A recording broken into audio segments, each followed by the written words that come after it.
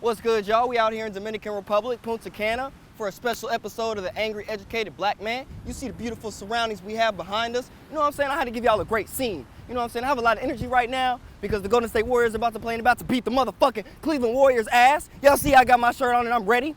Now, I'm still a little hungover. You know, I'm getting ready to hop on a flight, so this show's gonna be a little bit shorter than what I normally do. With all the scenery, I'll have a nice little video for you, and I'm lit. 2016 was a fucked up year, man. I can't even think of a year that have been so bad for me in the 28 years of my motherfucking life. Since the 2000s, I can't think of a worse year. I've talked to all my elders, and they've all agreed and said that this was just a shitty ass year. Of course, something that hits close to my heart and that is also always important, you know, is the constant police brutality. We had Alton Sterling, Philandrio Castile. I mean, we saw men getting killed on live television. We saw daughters trying to calm down their mom as their boyfriend died. Well, there's been retaliations in Dallas and Baton Rouge. I mean, those 3 days when those Dallas police officers were killed, I was scared for my parents, man. They live in Texas. I didn't know what was gonna happen. I didn't know whether it was gonna be a civil war, whether it was gonna be World War III. I didn't know what the fuck was gonna happen. But it's clear that the relations between African Americans and whites in this country is very strained. And it's something that needs to be handled. You know, I don't know what the solution is, but that shit needs to get handled. 11/9, when Donald Trump was motherfucking elected, it was Clinton's fault, Russia, the media, everybody fucked up. That's definitely one of the worst things that happened to us in 2016. And it's gonna be 4 years of hell, so I don't know what the fuck to do. Ryan motherfucking Lochte, how you gonna go to another motherfucking country, win goals, dog the motherfucking country after you pissed all over everything, say somebody put a gun to your head, lied on motherfucking national television, and then left your motherfucking homies with the gold and went back to motherfucking America? Ryan Lochte is a supreme fuck nigga.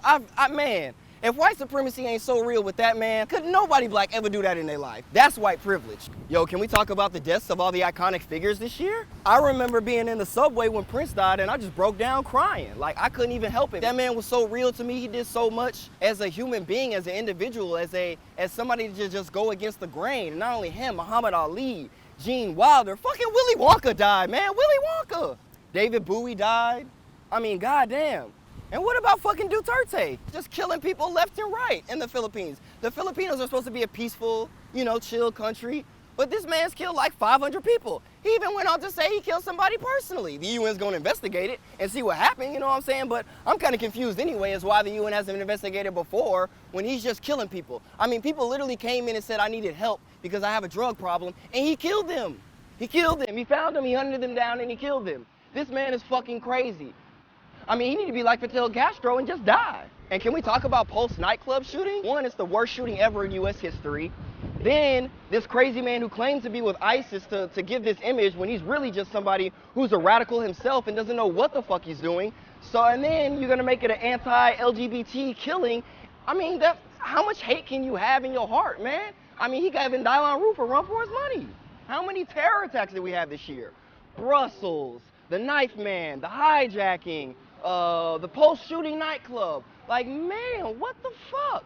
I've never seen so many terror attacks in my life. I feel like every week I turn on the TV, it was another set of people dying. I turned on the TV today, 92 people died in Russia because a plane flew into the ground. Like, I just don't get it. Then we got the Syrian Civil War. My eyes are still scarred from that little boy's face. And the pictures just kept coming out. And, I mean, I just feel so helpless. What are we supposed to do about Aleppo and the Syrian Civil War? I mean, the best I can do is really just sit to myself and meditate and hope for the best, you know? I mean, it doesn't sound like shit. You know, shout out to Canada for bringing in all those Syrian refugees, 100,000 I think it was. You know, that's great. We need to have a mindset like that. You know what I'm saying? When bad things happen to people, especially things that are completely out of their control as human beings, we gotta look out. Fucking Zika. Like, all of Latin and South America just got hit by this disease that affects babies, children. You can't get pregnant, you can't do shit. And what happened? Where the fuck did Zika go? I ain't heard shit else about it. You know what I'm saying? What's good? We need to get these fucking sexual assault cases right, man. Brock Lesnar, whatever the fuck his name is, 6 months after raping a girl, you know, all these college campuses who are excusing this behavior, saying it's the woman's fault. You know, when a woman says no, she says no, and that's it. And I don't understand why we still have this culture of, oh, we're gonna try to make some reasoning up of why it was okay. Well, no, at the end of the day, these people who are sexually assaulting these women need to go to jail. They need to be prosecuted on college campuses, on everything. It's ridiculous.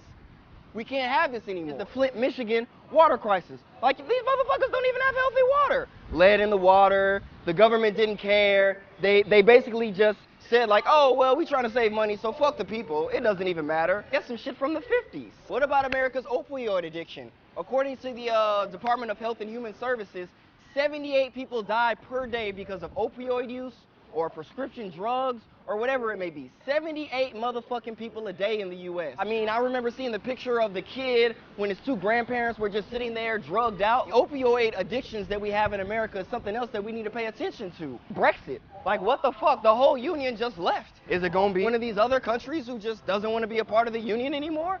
Can you believe Oxford Dictionary's named post-truth one of the words of 2016? And what it means is, it's just shit that people say that appeals to people emotionally, or getting stories that aren't true and can't disseminate between real news and fake news. I mean, there was even a BuzzFeed study that said a lot of people can't even, the average person can't even disseminate between real news and fake news. And talking about fake news, this is the shit that you should pay attention to.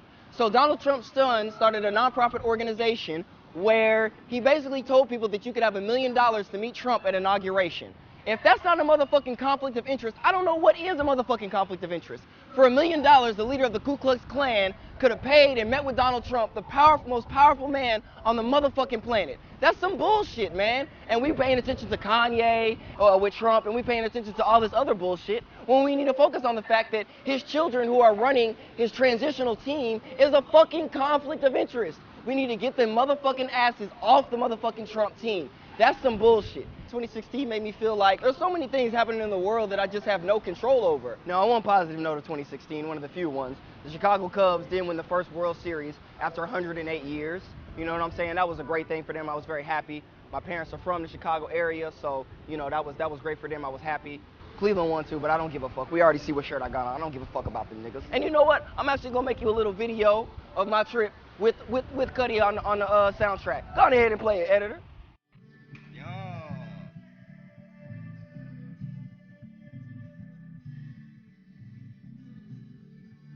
We made it successfully. Drinks. Touchdown, baby. Yeah.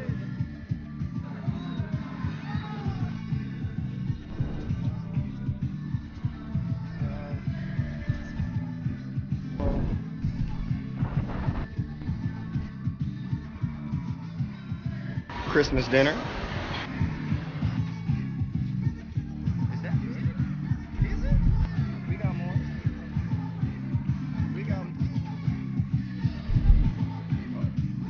Is that lobster over there? It is. You drink more than me?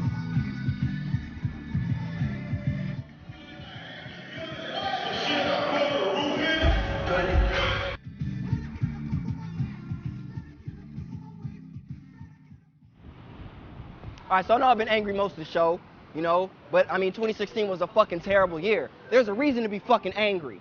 But for my little saucy segment, I got my boy Kid Cudi, man. Y'all heard his new album, Passion, Pain, and Demon Slaying? Man, I've been listening to that on nonstop since it came out, man. You know what I'm saying? I gotta throw a quick side-eye to Drake. My nigga, you sent out that disc, but that nigga came for your ass, nigga. What's good?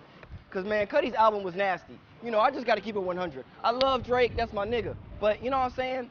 Can't nobody put me in a spaceship and make me want to go to the stars and the motherfucking moon like Kid motherfucking Cudi. And I'm just happy for that dude, man. And don't anybody else come for him. I still fuck with you, Drake. I still fuck with you. But you better leave Kid Cudi alone, my nigga. That's the no flex zone right there. You know what I'm saying? I said the same shit to Kanye when he talked about Wiz.